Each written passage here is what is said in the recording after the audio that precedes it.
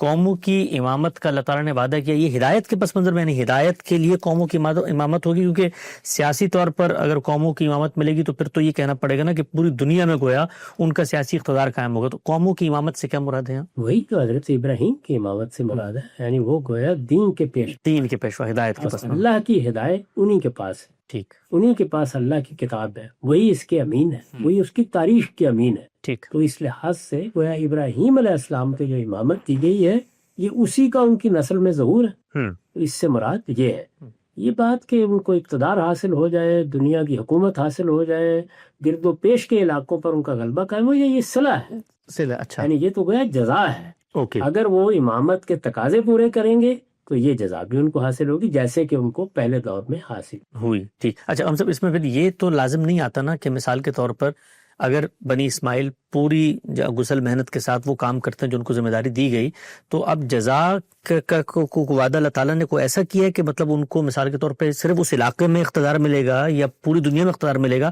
کیونکہ قوموں کے عزل و نسب کا قانون تو الگ سے زیر بحث ہے نا. مسلمان ملت تو بنی اسماعیل سے باہر بھی عربوں میں ہے، تو مسلمانوں کو کہیں اقتدار ملے گا اس کا تعلق تو قوم سے ہے.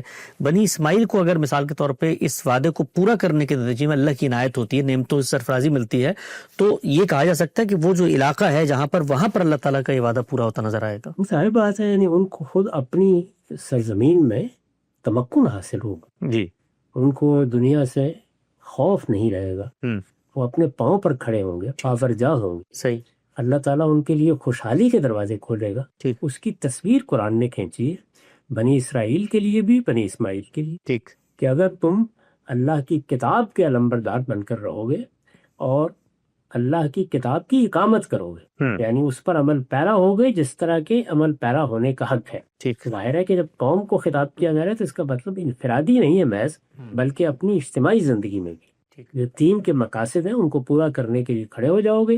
لَأَكَلُوا مِنْ فَوْقِ رَأْسِهِمْ وَمِنْ تَحْتِ أَرْجُلِهِمْ، تو پھر تم آسمان سے بھی اللہ تعالیٰ کے خزانے پاؤ گے اور تمہاری زمین کے اندر سے بھی وہ خزانے نکلیں گے تمہارے لیے.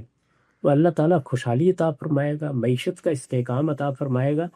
تو اس کے بعد ظاہر ہے کہ وہ کہاں تک نوبت پہنچتی ہے وہ اس کی عنایت کرم ہے، اس کو متعین نہیں کیا.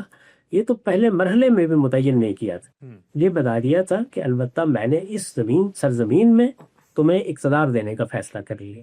تو یہ اقتدار انہی کے پاس رہا ہے. دنیا میں نشیب فراد آتے ہیں، اس کے بعد جب وہ اس سے بیگانہ ہوئے، انہوں نے اپنی ذمہ داریوں کو پورا نہیں کیا، پے در پے ان کے ہاں ہر سطح پر زوال آیا ہے، تو اس کے نتیجے میں سزا ملی ہے. اس سزا سے گزرے ہیں، وہ بھی گزرے ہیں، مسلمان بحیثیت مجبوری بھی گزرے ہیں.